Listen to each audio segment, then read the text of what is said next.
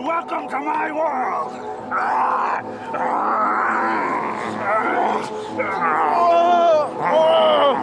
I like what I see, what I recorded with my camera, and it's all real.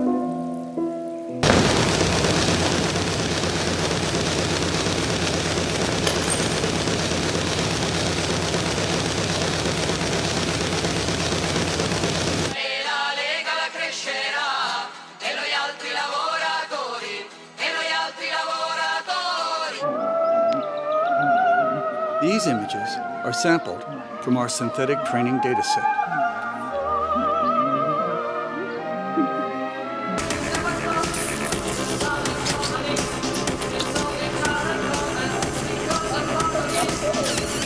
Я грустая, старая, совершенная, как гадкая жаба после дождя, и даже псам все равно.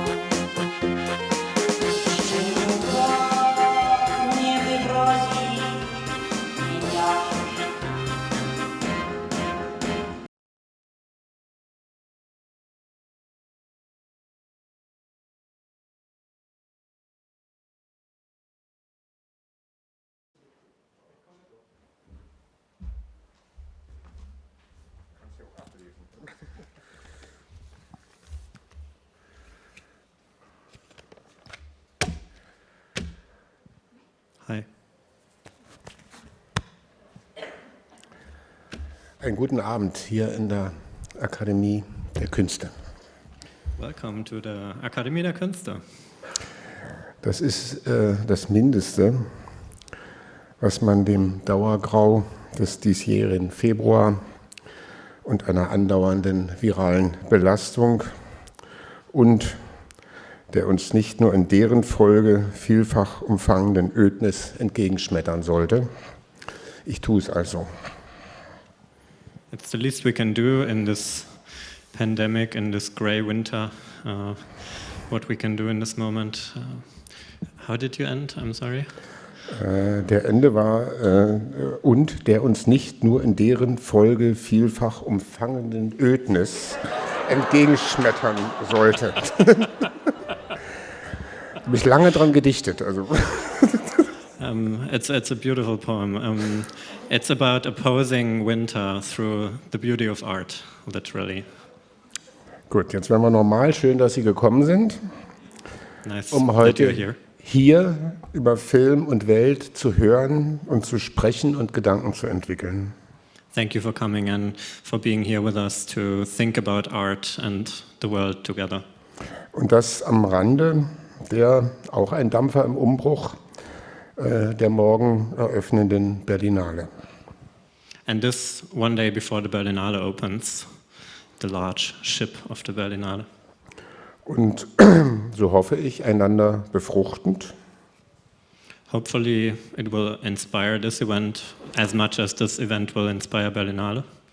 Genauer und klarer als sonst davon gesprochen und geschrieben wird, denn sonst wäre so ein Treffen ja gar nicht notwendig.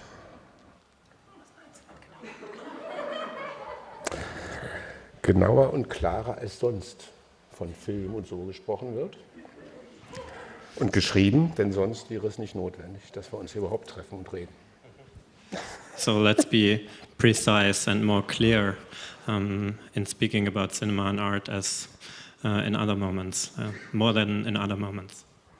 Und vor allem eingedenk der sich ja vehement ändernden Welt. And think about the way the world is changing in this moment. Die ja das Material ist, aus dem unsere Filme sind und die von ihr erzählen.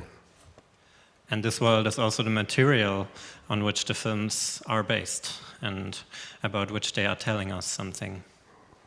In allen uns möglichen Sprachen. In all imaginable languages. Ohne dass wir immer in der Hand hätten, wie das geschieht. Without us controlling how this is happening.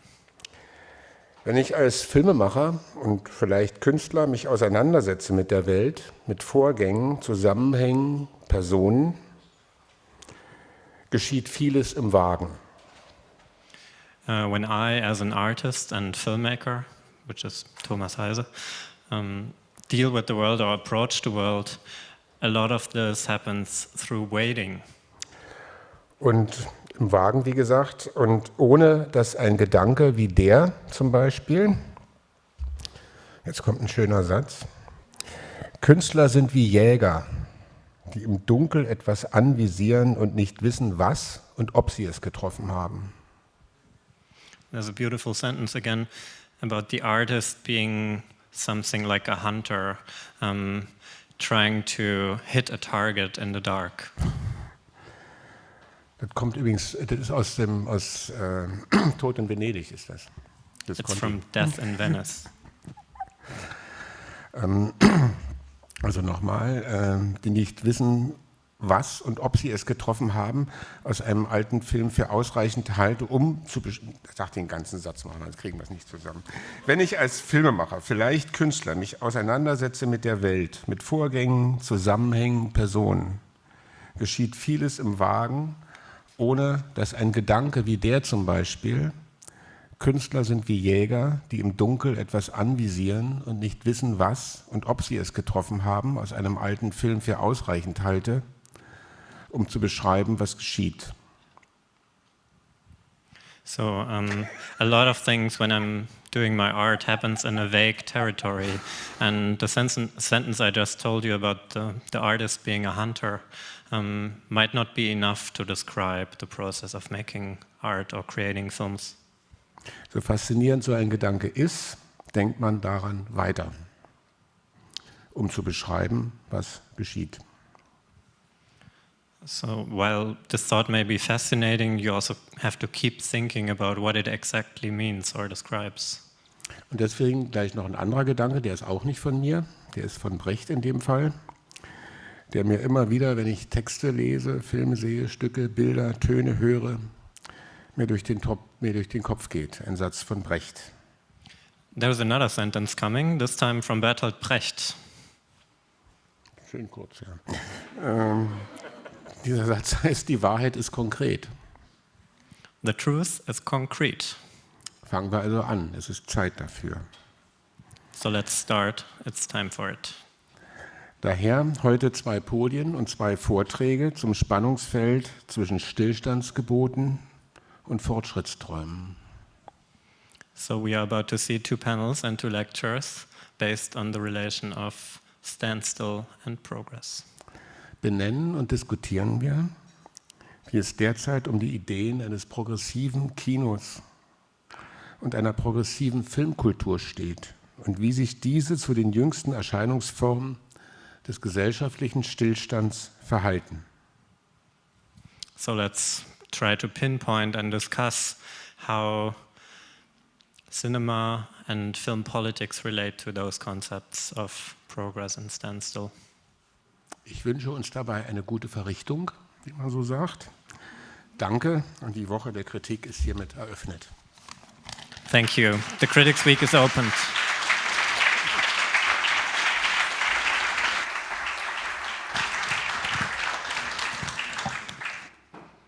Hi, ich wechsle ins Englische. I'm going to change to English. I'm Dennis Vetter from Critics Week. Thank you very much, Thomas Heise. I'm going to switch the mic too. Hello? Yeah. Again, welcome to Berlin Critics Week. It's a pleasure to see you all here and be here together in the Academy of the Arts. Actually, we wanted to call this conference Progress Preferred or Fortschritte wären besser. But we started wondering which kind of progress cinema actually needs, as you see on our title. I hope there are not as many answers as people in this room, and we will be able to pinpoint something tonight and find some conclusions or the right questions at least. Before we do that, I'd like to welcome a few people and say also thank you. First of all, to my fellow artistic directors. We are now a collective of 5: Elena Friedrich, Petra Palmer, Amos Borchert, and Istvan Gyöngyi, Thank you all for an amazing time preparing this together. The conference was created together with 2 additional colleagues, Charlie Bendish and Rebecca Podlech. Thank you very much for all the work you put in this, and it's been a really great time working with you. Thank you so much. And also to Helene Gerritsen, who hosted a workshop we did in preparation of this event called Perfect Film Funding in an Imperfect World. We are yet about to present the results of the workshop. This was also very interesting. We brought together a group of professionals from all corners of the world to think about the future of how we can make films, or they can make films, since I'm not a filmmaker. Our whole team would also like to thank, of course, the Akademie der Künste. First of all, Cornelia Klaus, who invested a lot of work into this. Thank you so much. And Mechthild Kramer von Lauer as well, who was supporting this a lot and there for us all the time. It's really well appreciated. Thank you so much for your support. Also, we would like, of course, the funding partners of Critics Week, the Stiftung Kulturwerk of VG Bildkunst and the Rudolf Augstein Foundation. And there are also some of our partners here. There's from the Filmnetzwerk Berlin, Marie Wils is somewhere here. I haven't been down so much, so I haven't seen you all, but welcome. Thank you for being here. There's Mr. Singer from the Catalonia Mitte Hotel, our partner hotel for years now. Thank you for supporting us. Rui Santos Rocha Camarga is here from the Embassy of Brazil in Berlin. Hi, welcome. Hi. And there's Irene von Alberti from the Film Gallery. Hello, Irene. Thank you for being here with us. Thank you for supporting Critics Week over the years. There's Diana Nowak from Texte zur Kunst, who have been a partner of the event for years. Thank you all for being here. Thank you for supporting Critics Week. Back to progress.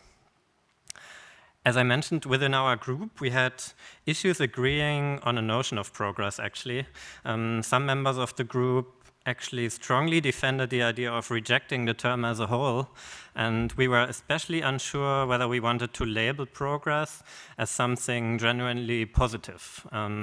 Positive for us individually, positive for the communities we grew up in, positive for the initiatives we are a part of, and of course, positive for cinema, the thing which brought us all here. And I believe cinema, at least from my angle, could be considered maybe a progressive force in the sense that it has most likely helped us all to evolve, to move forward, or even change to the better at some point in our lives. And before this event, when I was trying to prepare, I was thinking a bit about how I imagine progress myself and where the idea I have about progress is rooted in, or where it comes from. And actually, I found a lot of images, and surprisingly, mainly images for a kind of progress I'm not so much interested in today, a progress which can be depicted or visualized, an industrial progress, rather than maybe a spiritual one. I love, for example, Western cinema. I grew up with a lot of films by with John Wayne. I vividly remember their obsession with stories about forcing industrial change and a capitalist system onto people, of course, over the dead bodies of those who resist. And in many examples of Western cinema, economic progress somehow defines the movements of the films. It provides a setting, it designs the spaces, it informs decisions. Progress in many Western films is based on colonialist and sometimes racist ideas of a frontier between civilization and the uncivilized. Obviously, it is no accident that within the Western genre, with recent films and way before also, like Meek's Cutoff or recently The Power of the Dog, but also long before them, former certainties about this kind of progress have been put into question also. And recent Western cinema, I believe, is radically picking apart the very concepts of progress, which have shaped the stories of the genre from the beginning. And of course, this is not about Western films, but more about maybe the idea of transformation or unlearning what has been internalized, what have we learned about progress before. And I think if a film genre can offer its own critique, why can't also a contemporary sense of progress provide an alternative to an outdated idea of progress? Maybe we can reinvent the concept.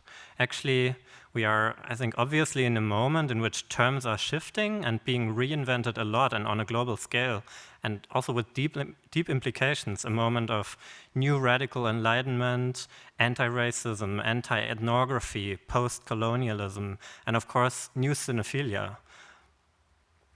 In that vein, my personal question for tonight would be, does the unique and new experience of standstill, which we as a world have experienced during the pandemic, also raise the question about a new sense of progress? We will see. There are more questions too. Of course, where is cinema heading right now? Which films will we see during and after the pandemic? What is currently not moving in film culture or even standing still during and beyond the pandemic? And what happens to film culture when we refuse to move, when we refuse to be productive, and when we refuse to make progress? I'm very much looking forward to discuss all this now. And I'm handing the mic to our first speaker, María de Mar Castro Varela, who will present some ideas on all of this. I wish you a wonderful lecture with her, and I'll be back in a few moments with the first panel. María de Mar, please come on stage.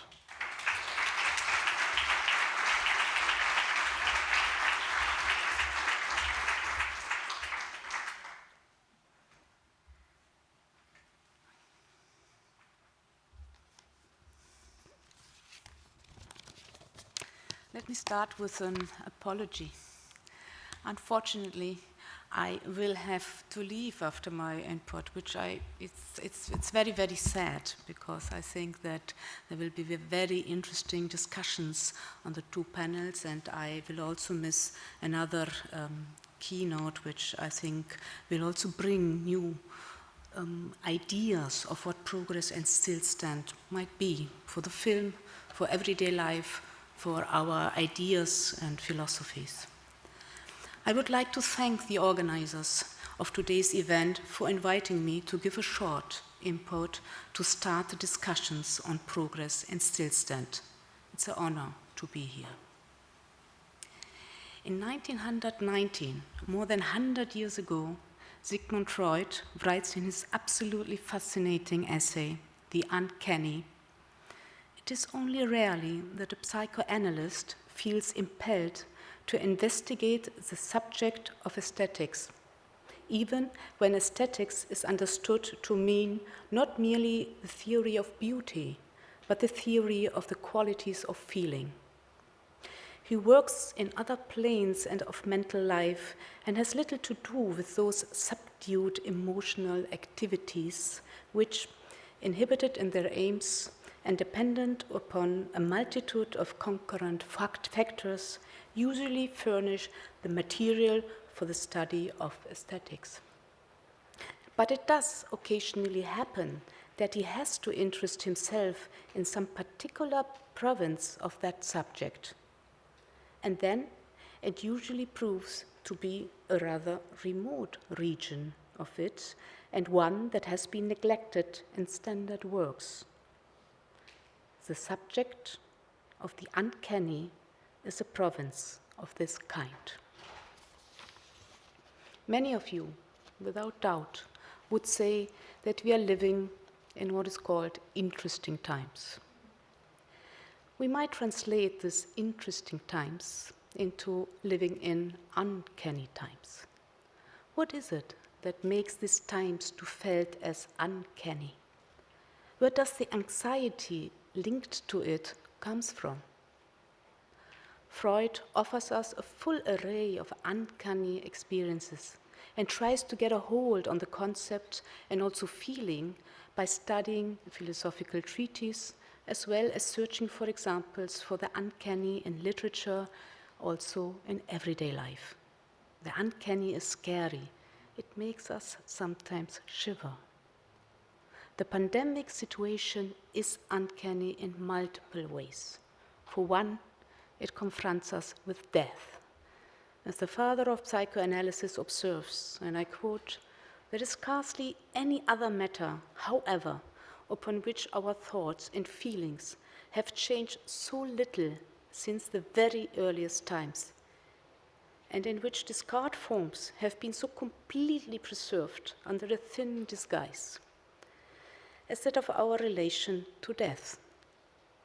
He is of the opinion that two things account for this conservatism: the strength of our original emotional reaction to it, and the insufficiency of our scientific knowledge about it. We fear our own death, but more than that, we fear the death of our loved ones. And no scientific data, no double-blind review journal article has been able to take us out of the misery not to know what is waiting for us once we take our last breath. Although that might sound like a universal truth, we should not forget that not even death is just. The threat of falling seriously ill with the SARS-CoV-2 and dying from it is very unequally distributed. In the US, considerably more African American people have died. In India, millions of people who were no longer of use in the cities have been forced to return to their villages. Many of them died on their long marches. The trains and buses were overcrowded, the heat unbearable. Also, in Europe, we detect that the fragility of the democratic system has left behind those who are especially vulnerable. In Germany, mostly people with a low income or from migrant communities ended up in intensive care. Intensive care units altogether, this achievement of modern society has become a horrific image, even for those who have had no previous experience. During the pandemic, the ICU symbolized the fight for survival without the touch or the soothing words of friends or family, thrown into isolation and at the mercy of modern, cold, very cold, high-tech medicine. We all have to die, but when and how will differ a lot. It seems to me that the pandemic was more than anything else a big disillusionment, or an unwanted reminder of the cruelty humans are capable of. After all, the uncanny is in reality nothing new or foreign, but something familiar and old, as Freud remarks. It is established in the mind. Remember the song, "Is That All There Is?" interpreted by Peggy Lee in 1969. It's a song of disillusion, maybe the song of disillusion. The lyrics are, as well known, a retelling of Thomas Mann's short story Disillusionment, Enttäuschung. We expect so much from life, and indeed from science, from politics, from love, from progress. We desire a life full of happiness, glory, and satisfaction. But again and again, we are thrown back in the uncanny. If flatness, as is said by many literature critics, is key to describe modernity, then superfluidity might be the key to describe postmodernity, and bitterness combined with boredom, the key to understand post-pandemic times. Progress is a ghost hunting us. Progress has always been linked to violence. Think of the moving train, a true symbol of freedom and modernity, or a horrifying metaphor for the barbarity of Auschwitz.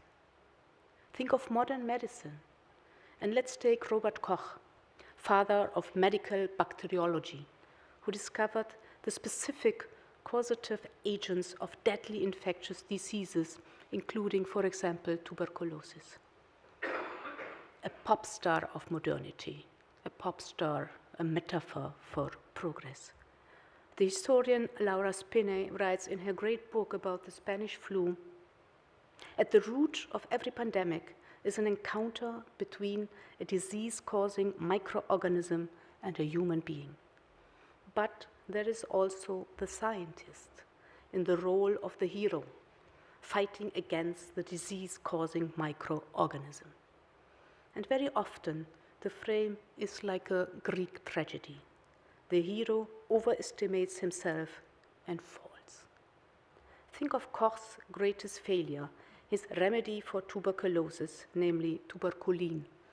Hundreds of people came to Berlin at the end of the 19th century to be treated with tuberculin. The press called it a tuberculin storm. Koch was on his epitome.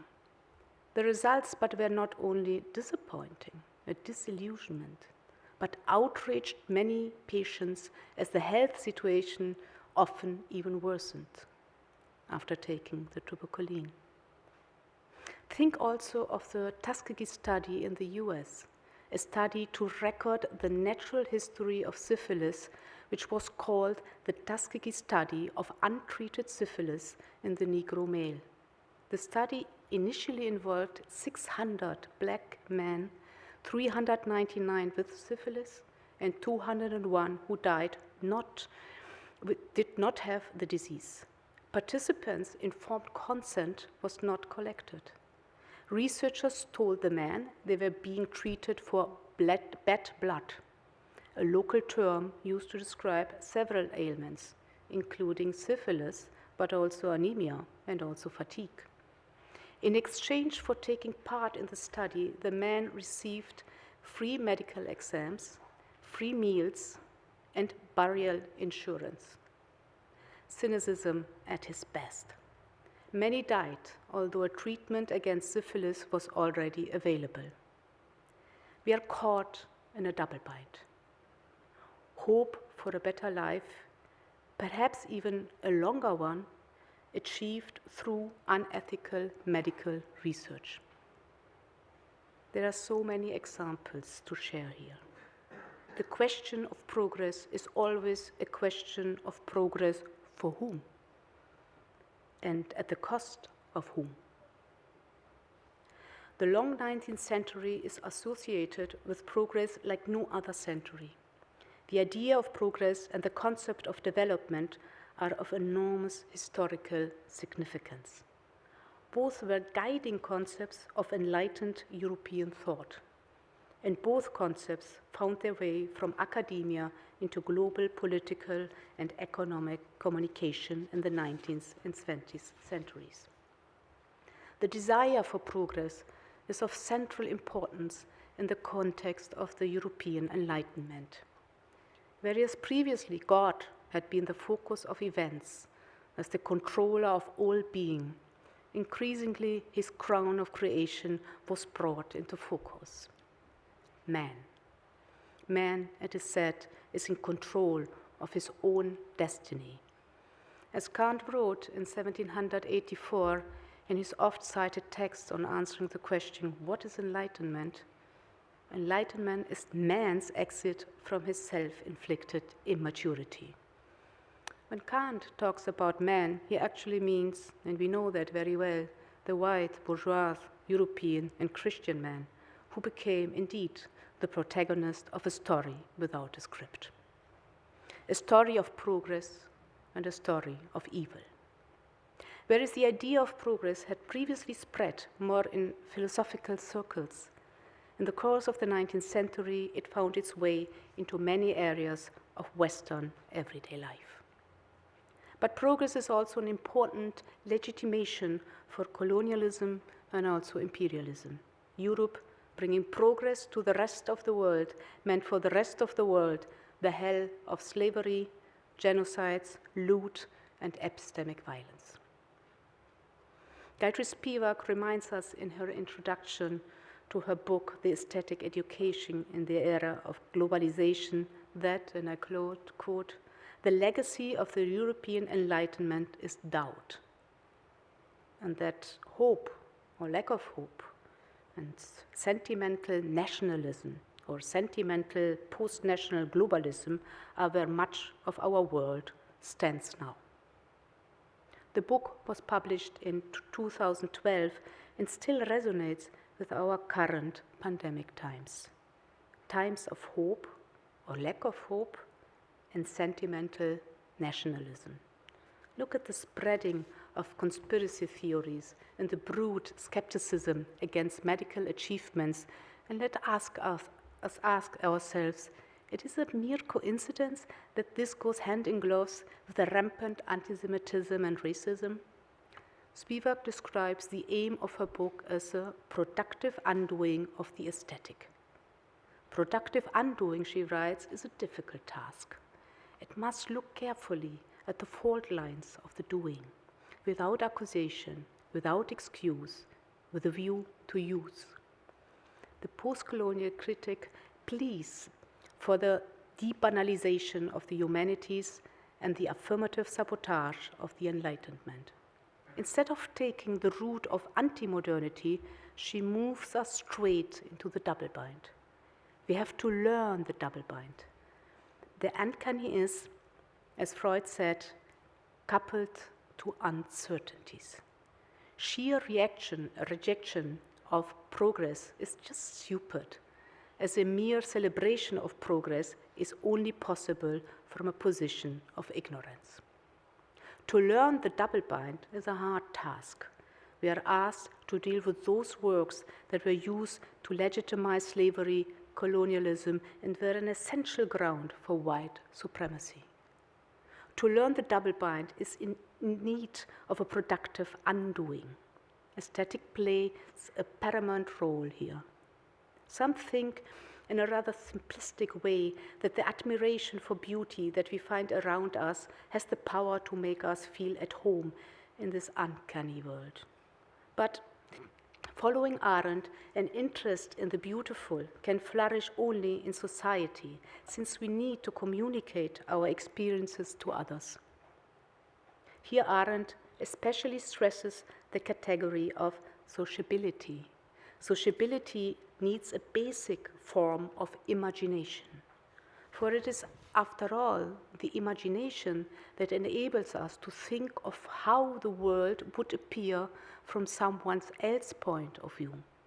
The experience of beauty facilitates achieving a disinterested state wherein we overcome the private, subjective, natural self and become part of a community, of a common culture.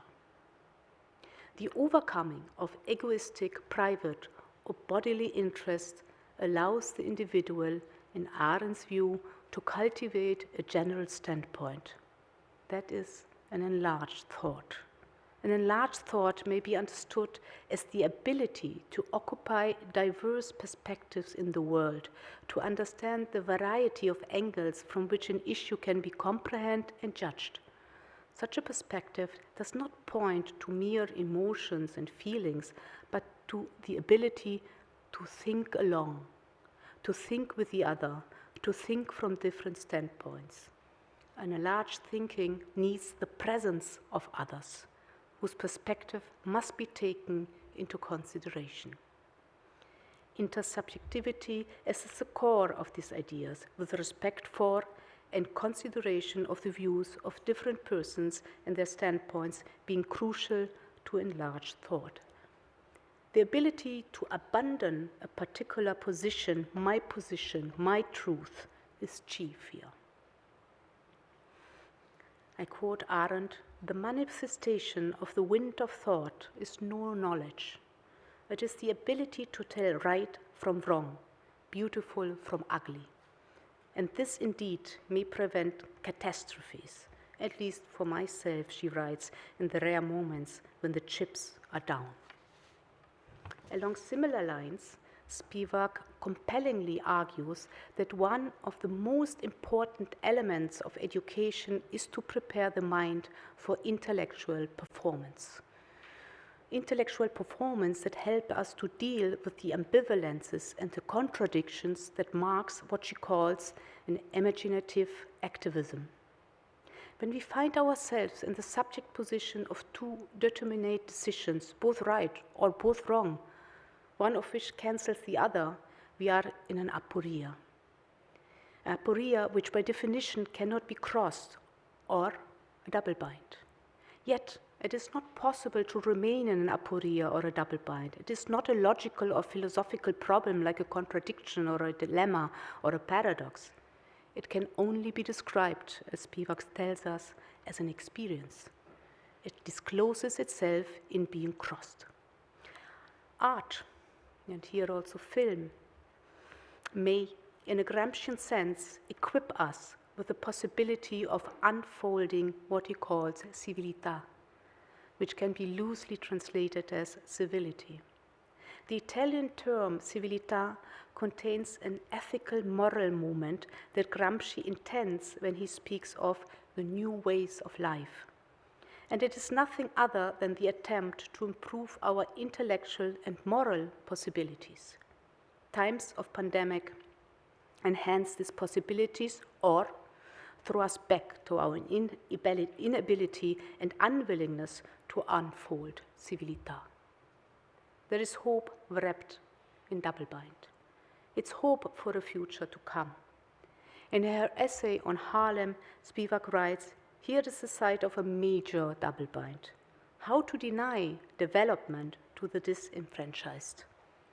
Mere nostalgia, which would celebrate those tribals in us peak, is useless here. To understand what is questioned when we question progress as well as stillstand, we might turn our look to those who have been described outside progress, those who the liberal bourgeois, lamenting stillstand now, like to call backward. The uncanny is that class of the terrifying which leads back to something long.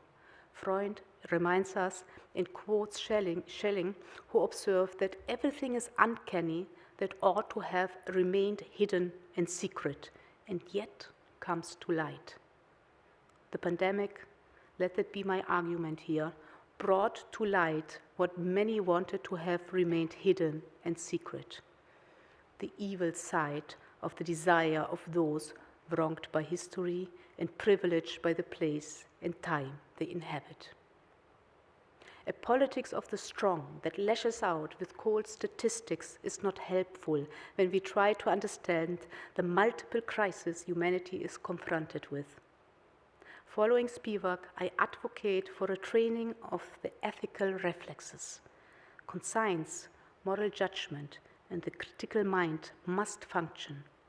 This is not feasible without the training in the aesthetics that might enable us to grasp complexity of history and also the here and now, which after all is always storytelling from one point of view which we have to learn to dismiss without leaving it. This is to learn to play the double bind. Let me end then with Freud and his brilliant essay on the uncanny. I quote, "It is easy to see that it is only this factor of involuntary repetition which surrounds with an uncanny atmosphere what would otherwise be innocent enough and forces upon us the idea of something fateful, unescapable, where otherwise we should have spoken of just a chance." History, indeed, repeats itself. Progress is not a line, but a texture caught in a double bind. Thank you.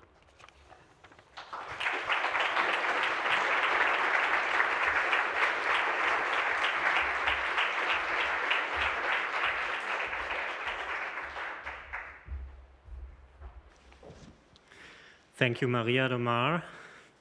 I would like to welcome our first panel. First of all, Kevin B. Lee. Please join me on stage. There's also Simone Baumann. Hello.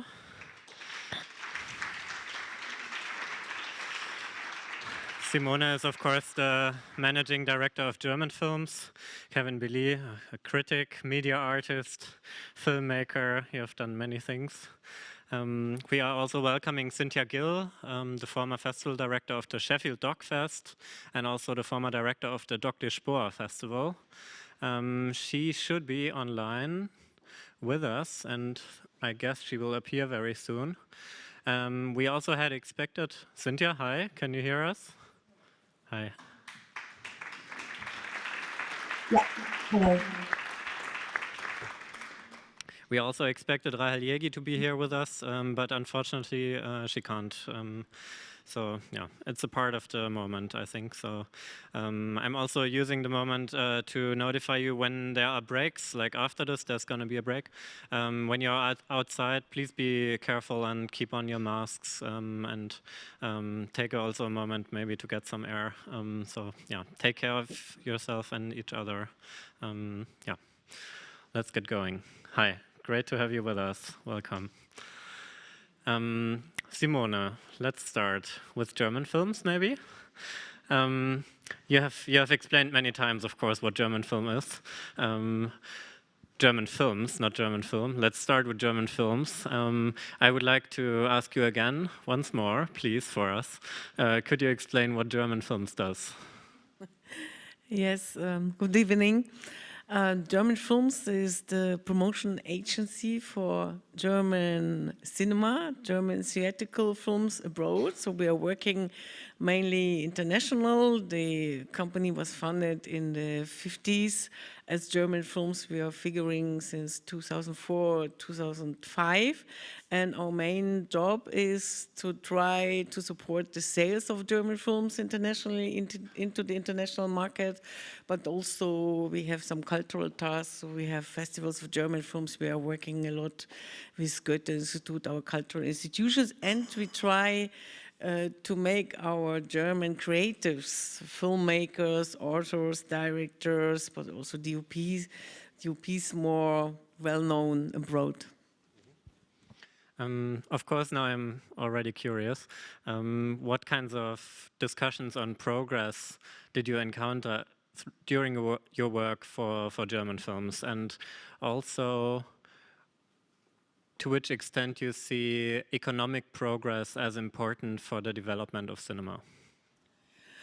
I would say, I started as a managing director in 2019. So this was, I would say, the old world. So it was the system as it used to work the last maybe 20 years in a way, how the festival system was working, the markets and also theatrical releases. And of course, at this time, we also could feel maybe some changes or problems, or the number of films, the specific of awards and the meaning of festivals, and on the other hand, you had experimental programs, other programs, not so mainstream programs, So it was.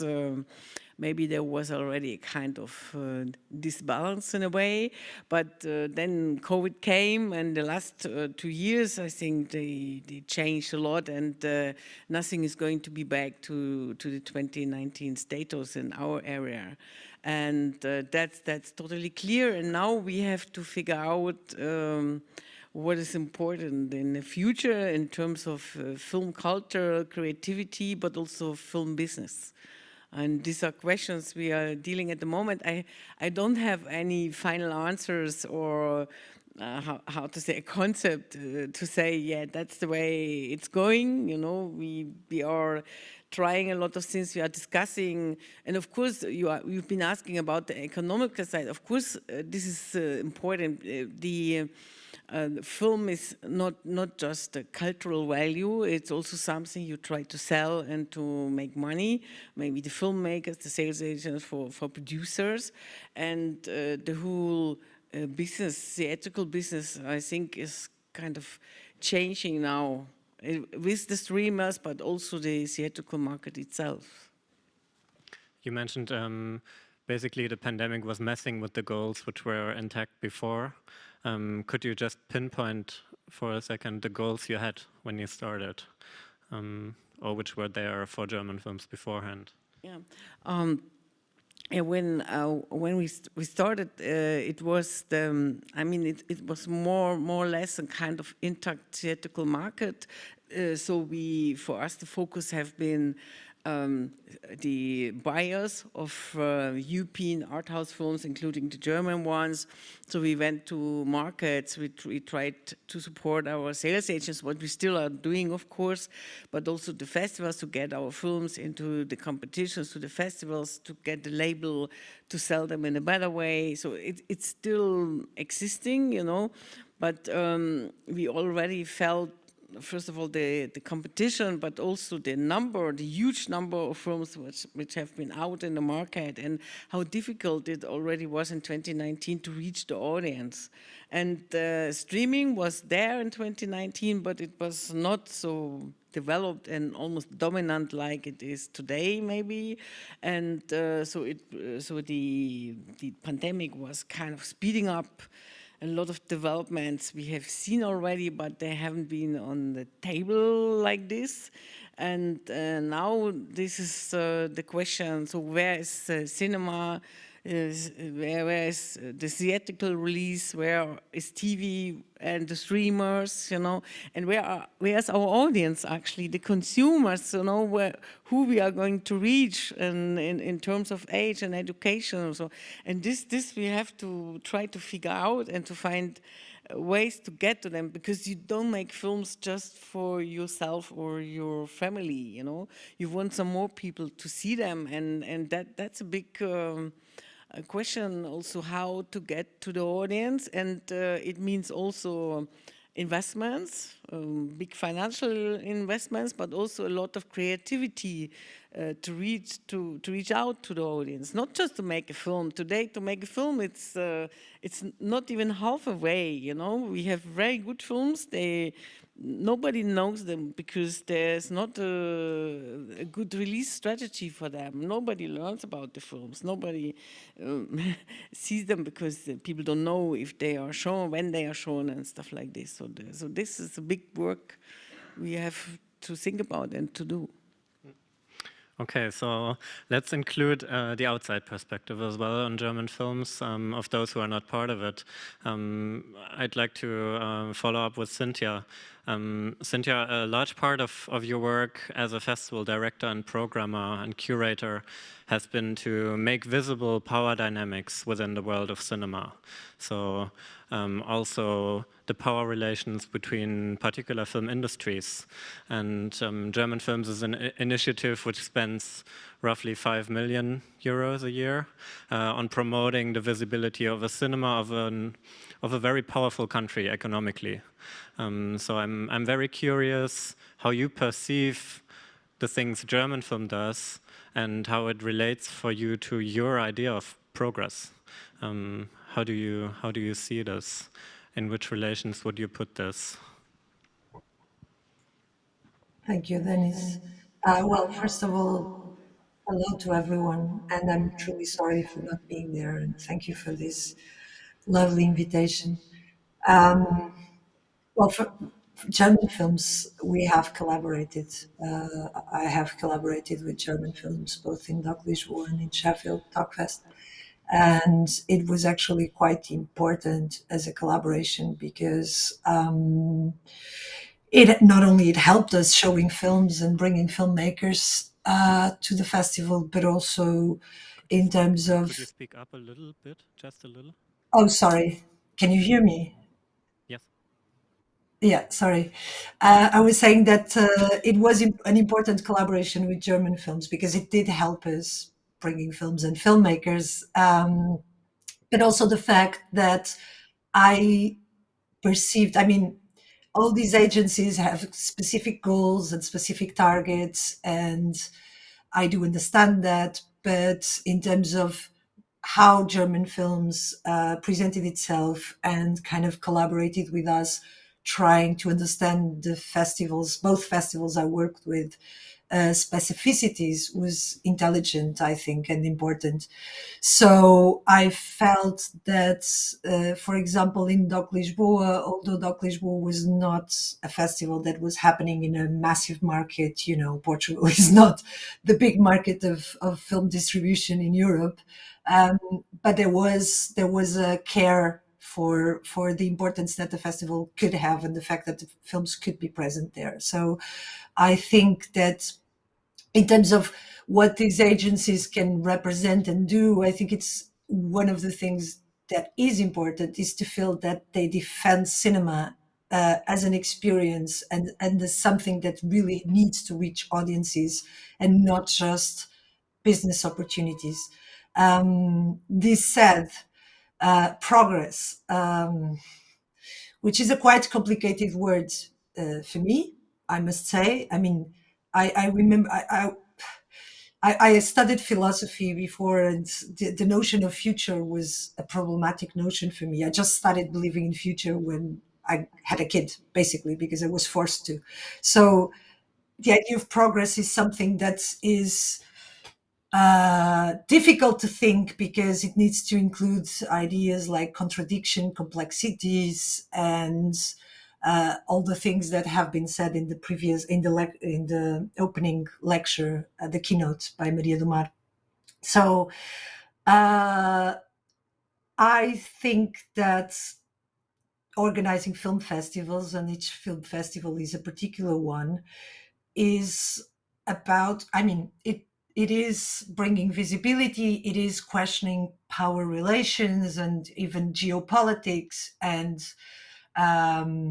but it is also a power game.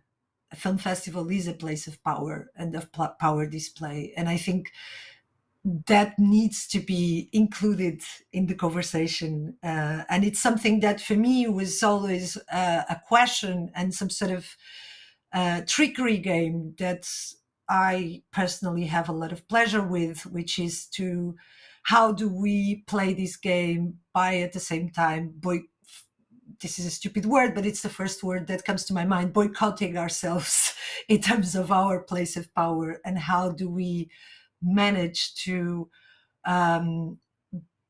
understand what a film festival can be. And I think it's quite interesting in these times, and speaking about progress, I think it's quite interesting the fact that film festivals rely on a contradictory logics, which is it is an event, and that is very much what contemporary art is and exists on, and as events, and it's becoming more and more like that. But at the same time, it needs time. I mean, sitting on a chair in a cinema and watching a film is all about standing still, right? And it's all about quietness and time. And I think these two contradictory logics build or can build the fullest potential of what the festival can be. And this sounds very abstract, but I do think that politics and film politics and power questions can actually be thought in this kind of contradictory logics. The fact that on the one hand, a film festival is an acceleration, is it's also in different scales, but it's also somehow an industry professional event. But on the other hand, the only way to actually understand how a festival works is to sit down on a chair and be quiet and looking at one screen and stand still, right? And being affected by that time. And so I like very much the idea of togetherness in time, and this idea of Boris Groys has this beautiful notion of comrades of time, and this idea of camaraderie in time. And I like the fact that this idea of being together in time is what a film festival proposes. It's not so much only about now, but it's about being together in time, which means it should somehow encompass many different experiences of what we are going through and of our times, right? For example, as María do Mar talked about, so many different experiences of the pandemic, of COVID.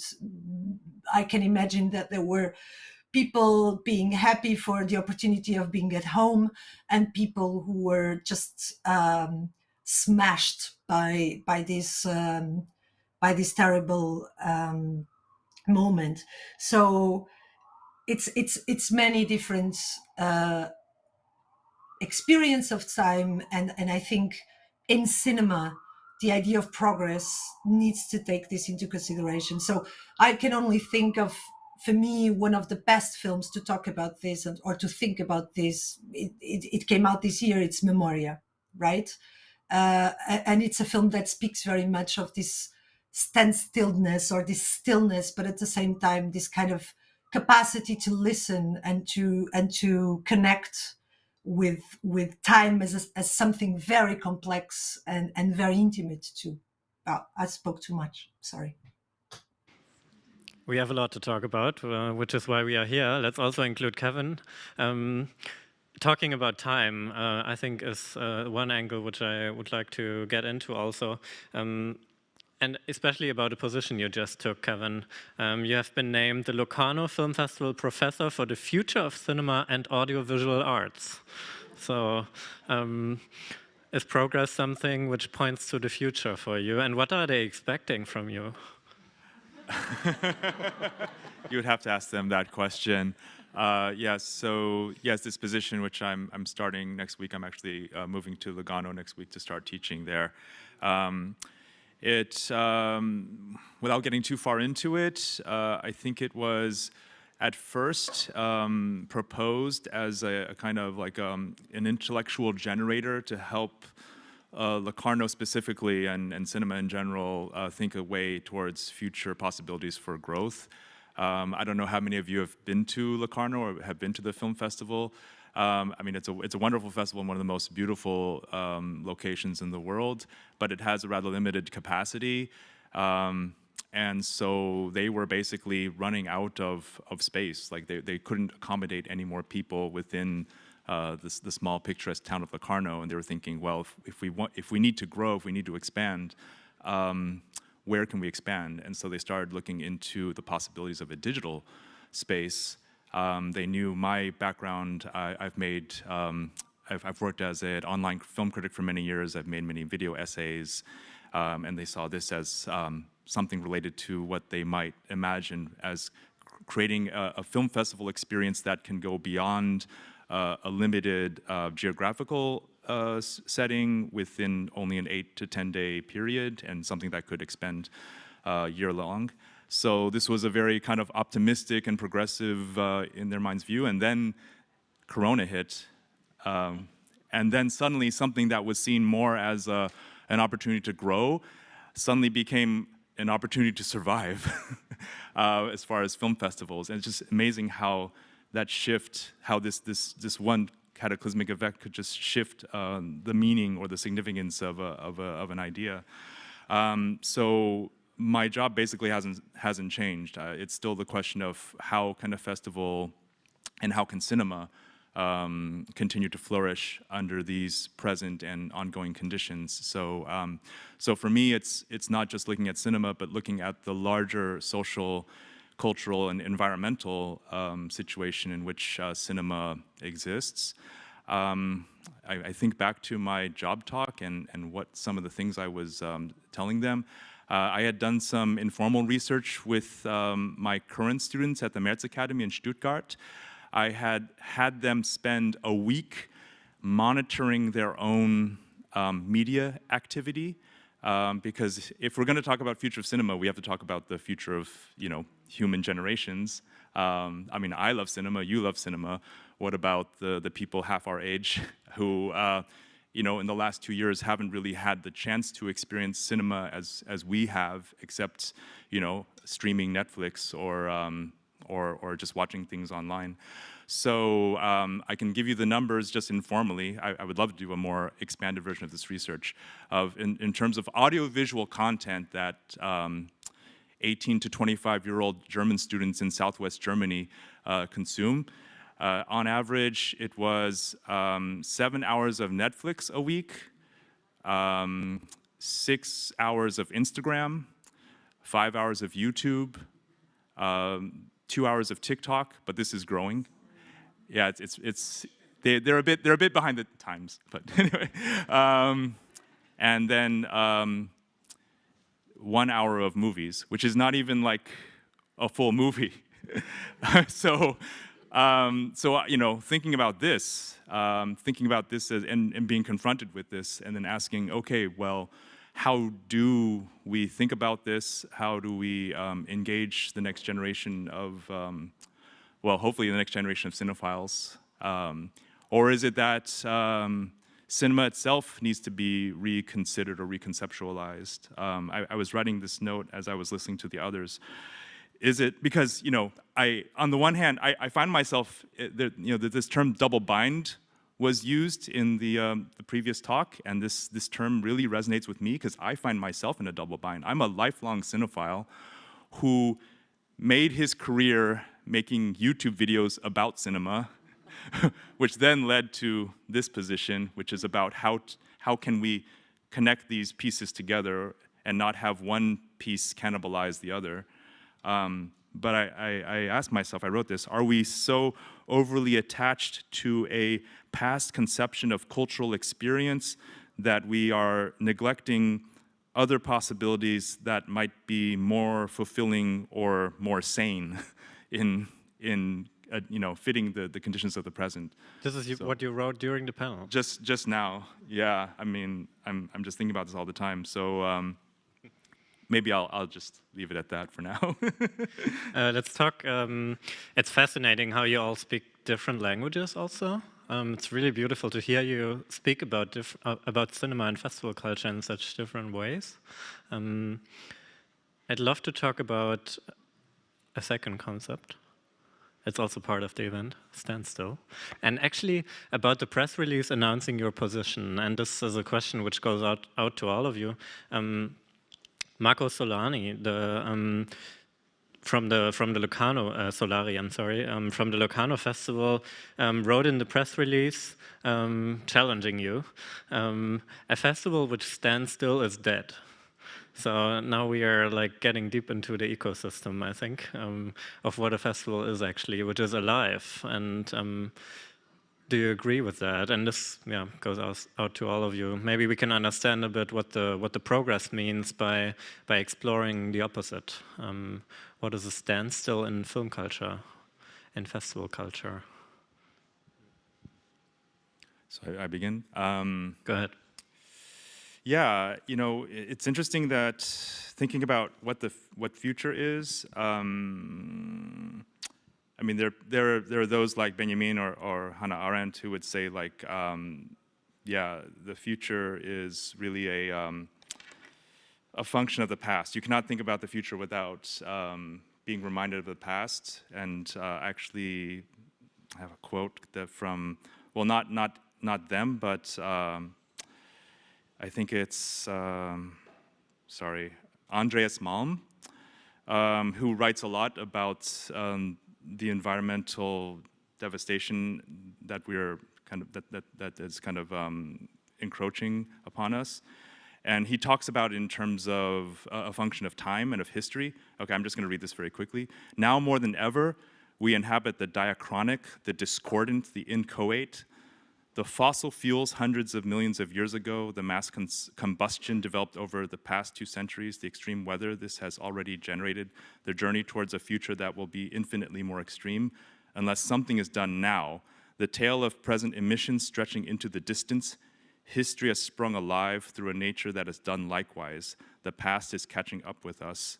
You know, it's interesting to think that so much of our future building is coming at the expense of the past, and in many ways, we're just kind of extracting the past, and as we're doing so, the past is entering this position of imminent violence that it wants to inflict upon us. Just speaking in terms of, you know, how natural resources are being used to build the future, to live our lives, but it's, you know, in many ways unleashing a demon of environmental catastrophe. I don't know how this connected to your question, but it's something I've been thinking about. You know, I researched, I'm looking into the environmental cost of Netflix and online streaming, because, you know, one question that festivals have is how, you know, streaming, friend or foe. I can tell you that I'm quoting research by Professor Laura Marks, at Simon Fraser University, who looked at the streaming costs of Tiger King, which was like the hugest show during the first wave of the pandemic. She estimated that Tiger King, in the first wave of the pandemic, generated enough energy to emit 351,000 metric tons of carbon dioxide, which is the equivalent of 75,000 passenger cars' carbon emissions for 1 year. And this would take 6 million trees for 10 years to offset the carbon emission. And like, now I feel like I'm Leonardo DiCaprio in Don't Look Up. Nobody's talking about this. You know, I'm waiting. I mean, there's not so much research being done about this, but I have a premonition, and I think this goes back to the previous talk about the uncanny as a recognition of something that actually is quite obvious, but you just don't want to see it. And I really wonder about that. And so this is something that film festivals might have a role in facilitating a conversation and actually imagining a role for themselves as a carbon neutral or carbon friendly alternative to this form of media consumption. I can also maybe help frame this a bit differently. My question, I think, refers to choice, because I'm wondering about the question whether we actually have the choice to stand still or not. Like, I see you going, like the information is flowing. Of course, German films does not necessarily have a choice, you know. There's, you get the funding, you have to spend it. And Cíntia, you also referred to the way you have to take a position to the power relations in which you operate when you do a festival. So standing still is maybe not the option we have, do we? No. I would say no. We don't have the option to stay at the place where we are, but you always have a choice. You know, you always can take a decision in what direction you are going. You know, it's not how to say this defeatistic way that this is happening, you can't do anything about it. I believe you can do a lot. That's the first what I believe in. And coming back to festivals, we have to overthink a lot of concepts, the size of the festivals. Then it's one event at one place, and what's happening in the rest of the country, you know. I really like the concept of Sundance, for example. I mean, unfortunately, they had to go online again this year, but I liked it to decentralize the festival, to have just a part of the films in Park City and the other ones to premiere all over the US or in some other 5 or 6 cities in the US, and to get a broader audience in different regions, maybe in different cultural surroundings. You know, I think it's a pretty good idea. The other question, I think, I know also Berlinale has something, that Berlinale is going somewhere and showing the films in some other regions or places. So this is in terms of where your audience is, that not everybody has to go at the same time to the same place.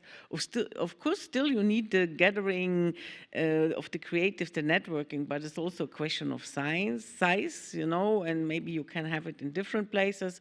The one thing, coming back to ecology or the travel expenses at festivals, so we as German films, we support a lot the travel of our talents to different kind of events all over the world, but we are really overthinking it, and it doesn't mean that we don't want the people to travel, but I think it doesn't make sense to send a filmmaker just for one Q&A to a festival, you know. Maybe he can show some other works, maybe we can have some other meetings or have a masterclass or something. So we are asking the festivals for some more than just for one press conference and one Q&A. It's not enough to send somebody with an airplane to Sao Paulo or wherever, you know. So we have to overthink a lot of things, and can be very interesting, and to open also new doors, you know, to discuss about cinema and other important subjects. Cíntia, you've been a frequent commentator on what happened to festivals during the pandemic. What happens if all what Simone just described doesn't happen? What have you learned from these moments for your festivals? What questions came out of that?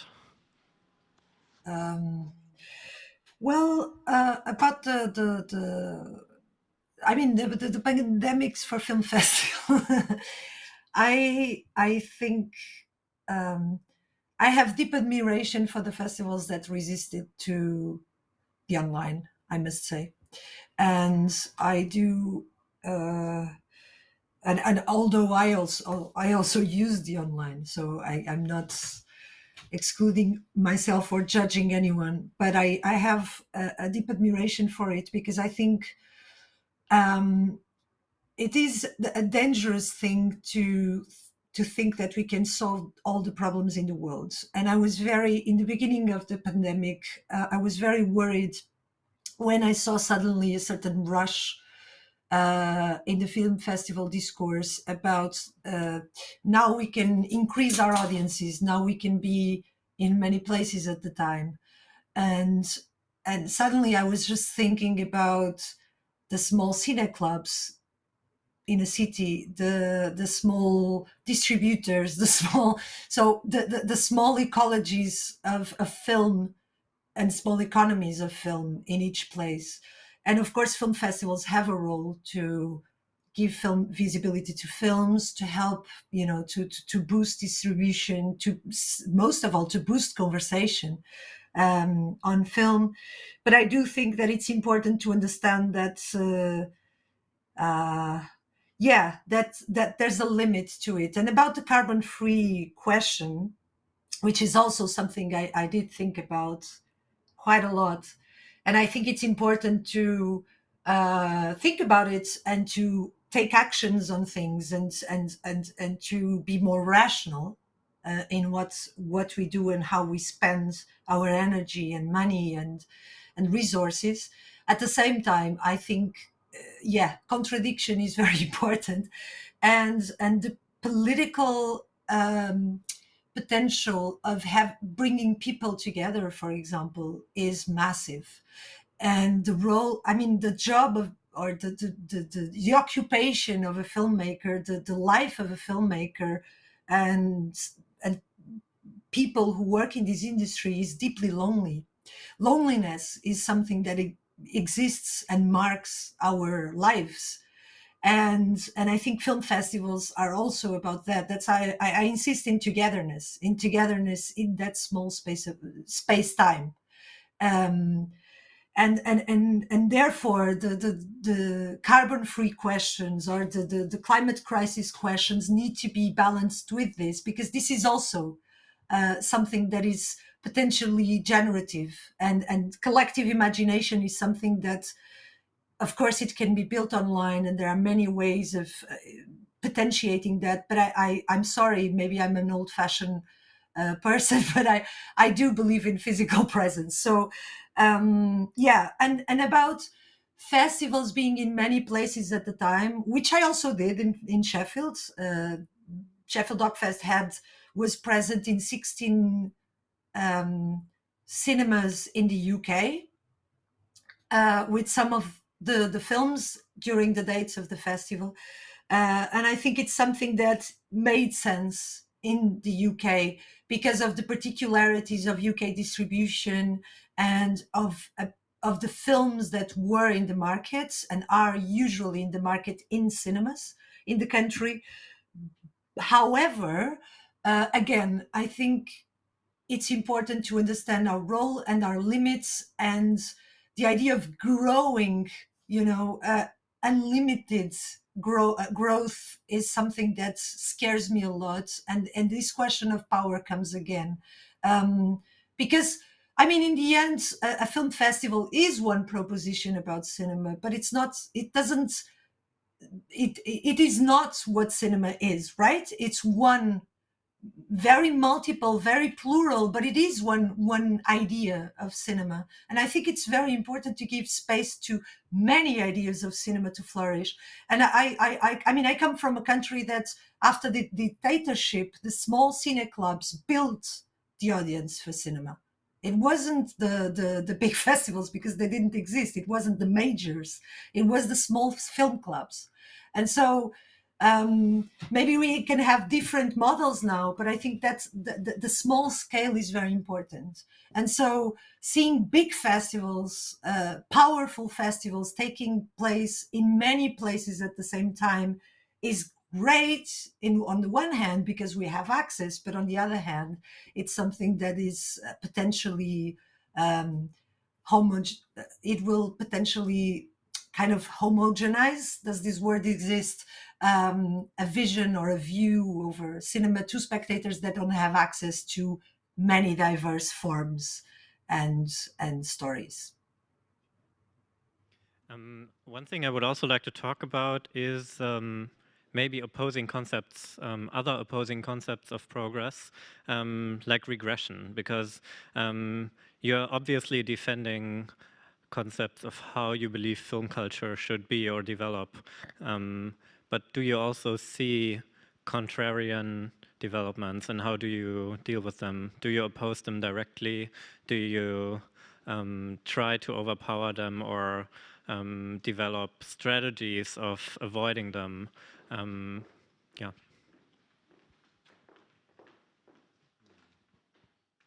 I mean, I could just maybe share an anecdote that just happened today in terms of contradictions that I'm dealing with.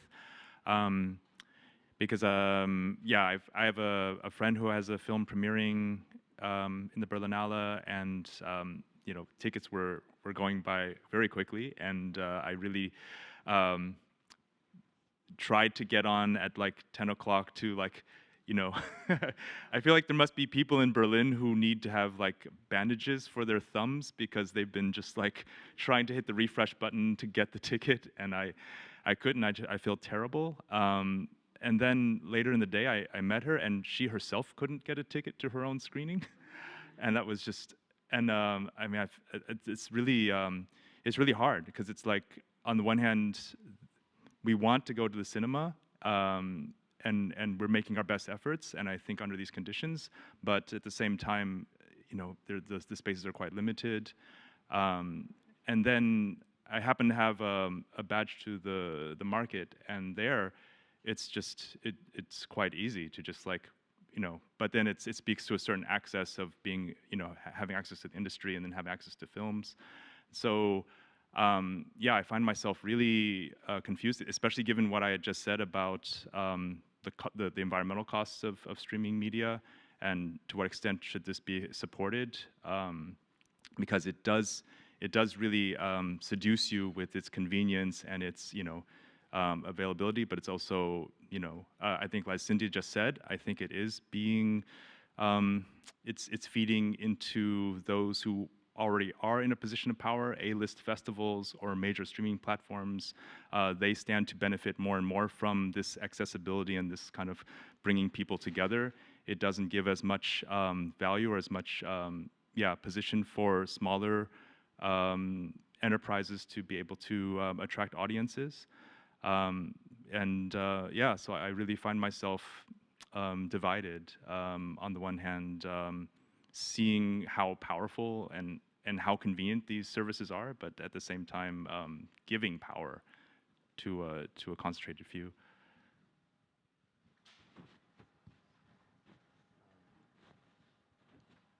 I'm just thinking. I'm thinking. Yeah, regression. What do you mean with regression? Meinst du Rückschritt oder I can maybe quote Rahel Yegi, who isn't here, on that. She tries to understand progress as moral progress, so as the evolution of the individual being and society as a whole, based on moral questions. And she tries to also understand it as an opposition to fall back behind what we have learned about the world. So this is her idea of regression. So it's a very much a moral approach to progress she has, which I find really inspiring, by the way. And I think we should talk about that just for a second. What are you fighting for in what you do, and how does, Simone, in your case, for example, how does that relate to the films you produce as a producer? You produce films in parts which are anti-capitalist and criticizing ideology. You've worked with Vitaly Mansky on Under the Sun. How do you balance that? It's not just about describing the economy of film festivals. You're fighting for something, and when you work for German films, you're in a different role. No, that's true. I'm thinking a lot about it, and but we can see today. What makes me think, and for me, it's an interesting development, is all this discussion about diversity, inclusion, and bringing, changing the mindset in terms of other cultures and access to the money, to films to tell their own stories and things like this, and this, all this, let's say, Eurocentristic thinking, also the understanding of progress. Yeah, what is very how to say, focus on the self-understanding of the, let's say, rich countries or big economies, and this is the good one, and everybody has to reach that because this is the future. In a certain way, it's also total bullshit, why everybody should reach that. I mean, what's the point? So there are many issues. For example, today I got an email, I think it's Telefilm Canada, they announced a panel, and the title was something like funding indigenous films with colonized money, So I mean, colonization and all these questions. I find it very interesting, and I not just interesting.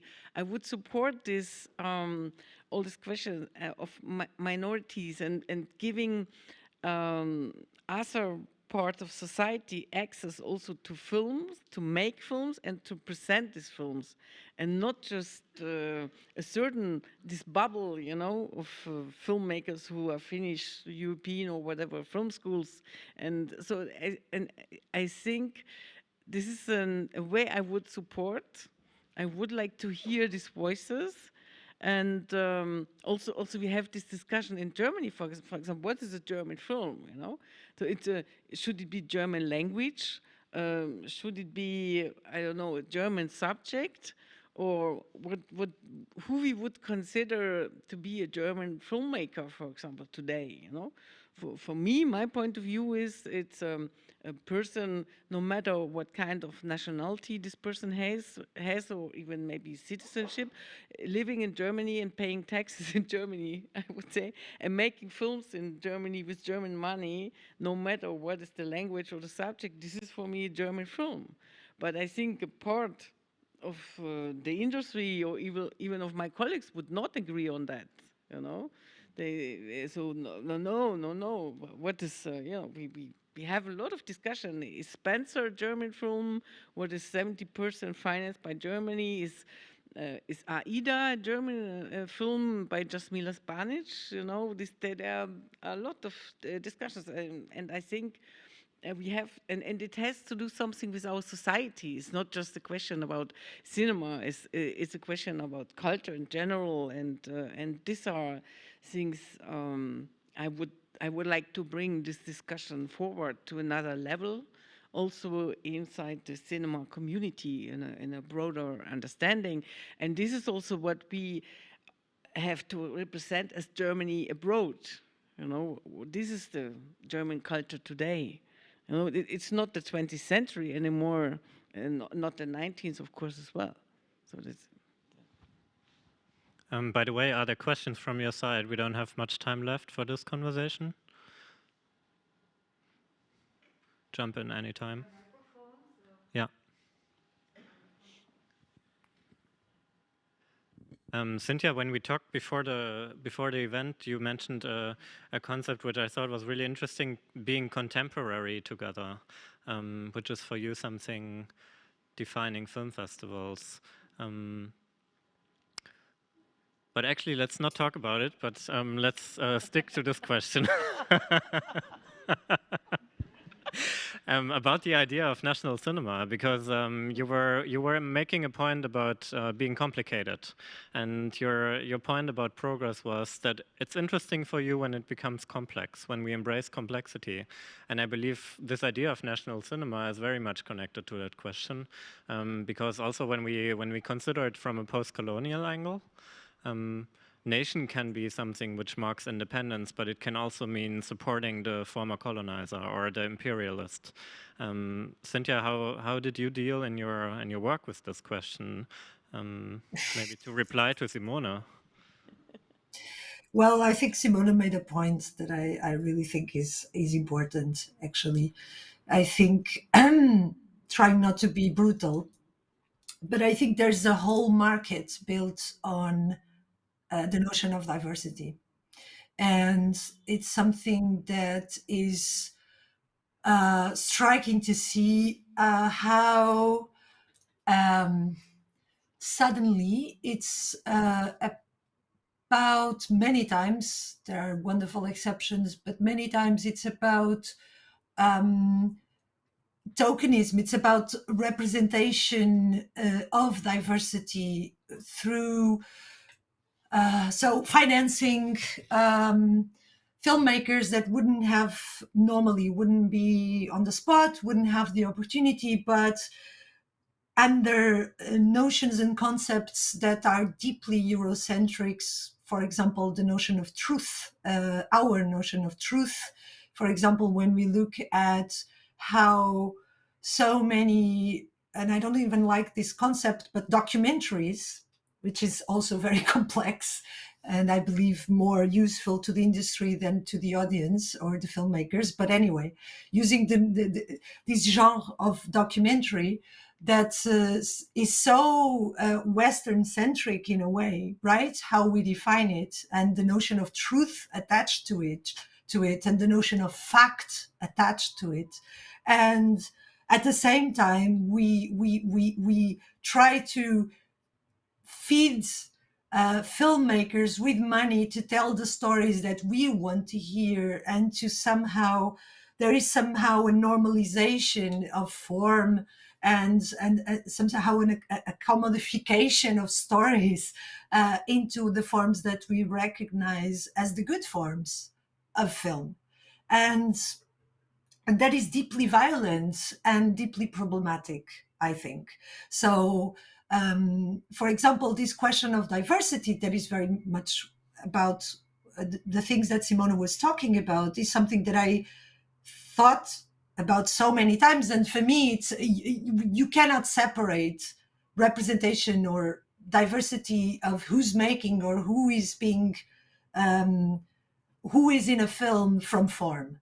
And the way of making films is needs to be.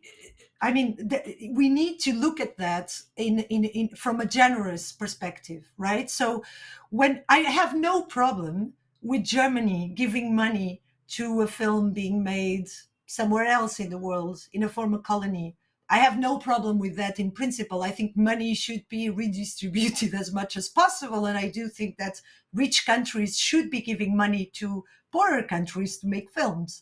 What I do have problems with is when it is not about giving money to make films and receiving those films as dignified and legitimate by themselves, but about dominating form and dominating experience and imagination. So that is a problem. And that is something that I'm deeply worried about and that I see happening constantly. I mean, this will be maybe super polemic, but I saw the animation films. What was the title? The animation film that was very celebrated, Soul. And Soul, right? And it was deeply celebrated because, and it's great and it's super important. It had the protagonists were Black people, and so we had this, like it was a change. But at the same time, I was looking at the film, and it was all about hey, don't change too much, don't provoke too much turmoil, because you should enjoy the small things of life. And I was, where is the conversation about this? Where is the conversation about actually what the film is, right? Or I see so many films that are celebrated in the conversation about what is queerness, that are deeply, deeply, deeply conservative in their form. And they look just like all the films that we have seen and have been fed by television to learn and be taught about how we should behave. And they are all but queer in that sense, right? So, sorry, I get kind of enthusiastic about this because it's kind of an issue that I think needs to be thought by film programmers, but also, by the audience and by the filmmakers. This is something deeply dangerous. So it is about money, but it's also about who controls the money and how is the money distributed. And then, of course, what Simone was talking before about how do the films get to the cinemas or to the platforms or whatever. But I think this needs to be thought about. Actually, I have the answer. You were asking where the conversation is about the film. It's going to be here. After the break, we will have a second panel talking about the films. I think we need them to get further and deeper. Thank you very much, Simone Baumann, Kevin Billy, and Cíntia Gil. I hope, Cynthia, you can stay and listen too.